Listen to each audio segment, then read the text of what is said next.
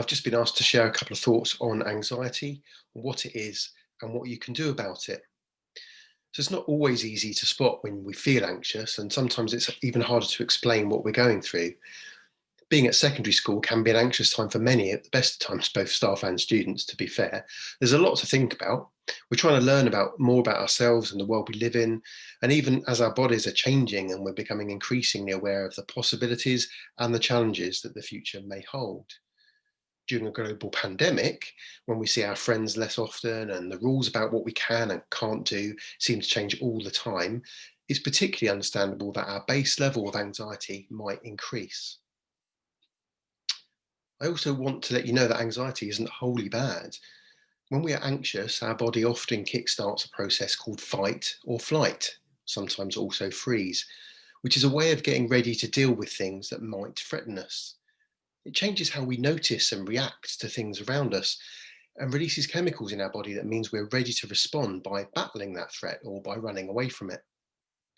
So I'm going to mention a few of the symptoms that anxiety can produce in us. Please bear in mind there may be signs of other things too, and then give you a few ideas to manage any anxiety that you notice in yourself or in others around you. So first, let's have a look at the signs and symptoms. So firstly, we'll have a think about your thoughts. You might find yourself worrying about lots of little things at the same time, or maybe one big thing that you can't seem to shake off. You might find yourself with a sense that something horrible is about to happen, or finding it harder than usual to concentrate on things. There's also a lot of things that might be going on with your mood. You might find yourself withdrawing from contact with others more than you usually do, perhaps having less interest than usual in things that used to entertain or energize you, maybe feeling genuinely just down, irritable, guilty, and/or hopeless. You might find that you're hungrier than usual, or not hungry as often. And then there's a lot of stuff that's going on with our bodies. You might find, if you're anxious, that you're having more headaches than usual, maybe a higher body temperature, feelings of lightheadedness, faster breath than usual, perhaps shallow breaths, significant feelings of exhaustion and/or trouble sleeping. You might find muscle aches and other pains are a bit more common as well. Now, all of these things, the things going on in your mind and your mood and your body, are a response to the anxiety that you're struggling with, amongst maybe some other things. So here's a few ways. I've got 5 things here that you can do if you're feeling anxious, or maybe you're anxious about feeling anxious, you're worried that maybe you're going to be anxious. So the first thing sounds so simple, but it's genuinely the most effective thing, is to concentrate on your breathing. When we're anxious, we tend to take quick, shallow breaths. This then triggers the fight or flight response.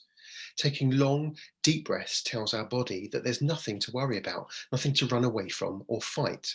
And so it responds by calming down all of those physical responses, which in turn has a better effect on our mood and our thought patterns. There's plenty of breathing techniques you can search for online. My personal favourite is the 7-11 technique, where you breathe in for a count of 7 and out for a count of 11. Perhaps the easiest one to start with, though, is called just 3-part breathing. To do this, take 1 deep breath in and then exhale fully but slowly, paying attention to how your body's responding. Once you get comfortable with deep breathing, and it's not as natural or as instinctive as you might think, change the ratio of inhalation, breathing in, and exhalation, breathing out, to 1 to 2. So you slow down your breathing out so it's twice as long as you're breathing in. What you're doing here is you're making sure you're getting rid of your carbon dioxide and making sure you're breathing fully, deeply in and getting as much oxygen into your body. Second thing to do is to admit that you're anxious. Again, like the breathing, this is really straightforward and kind of obvious, but it's amazing how often we don't do it. If you allow yourself to say that you're anxious, if there's someone appropriate you can talk to and tell them too, we often find that simply by doing that, by naming how we're feeling, we begin to manage our response to it much more effectively. It gives us permission as well to do something about it rather than wallow in the feelings. And often that person, if we have someone we can talk to, will give us some reasons perhaps of why we might be feeling anxious, but help us to explain them away or understand them better. Thirdly, Find a safe way to release your anxiety physically. Because of all this chemical stuff that's going on in your body, there's ways you want to work to get rid of that safely. Exercise or any other physical activity actually releases serotonin, which helps us calm down and feel better. Please avoid things like punching walls or screaming, as these are just as likely to make you feel worse. Even something as simple as changing the room you're in, or ideally grabbing a couple of minutes in the fresh air, can interrupt anxious thoughts and reactions. And many people find things like music or art calm them down as well. Fourthly, learn to relax and feed your body. When you're anxious or angry, it can feel like every muscle in your body is tense, and they may well be.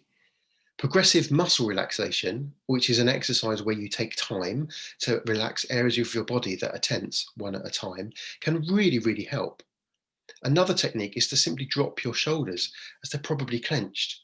Maybe tense them a little bit first deliberately, and then just drop them. And do that a few times, practicing your deep breathing as you do. Relaxing your body tells your brain that you don't have to get all those chemicals primed up to run away or to fight something. Also, eating something small. There's evidence that things like oranges or even dark chocolate help in small doses.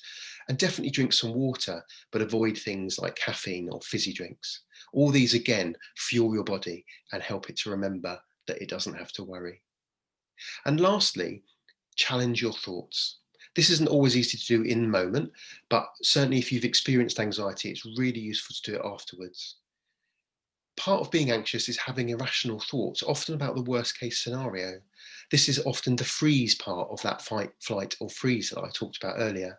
We feel almost paralyzed, unable to act. Ask yourself questions like, is this likely to actually happen? Am I being rational here? What's the worst that can happen? Can I handle that? This is where having someone to talk to can really, really help. A teacher, a parent, a coach, a youth worker, because they can help you do the next part of this, which is to what we call reframe things. So, for example, instead of thinking, I'll never be able to answer every question in this exam right, tell yourself, I'm going to do my best. People worry about exams all the time, but they get through it okay. Or instead of thinking, there's too much to think about, I can't cope, it's too big. Remind yourself that every big thing is made of lots of small things, and find one of those small things and tackle that first, and then get on to the next small thing, and so on. So, if you're listening to this and you feel anxious, remember that there's lots of external reasons and maybe some internal reasons why it's entirely appropriate that you might be experiencing some anxiety.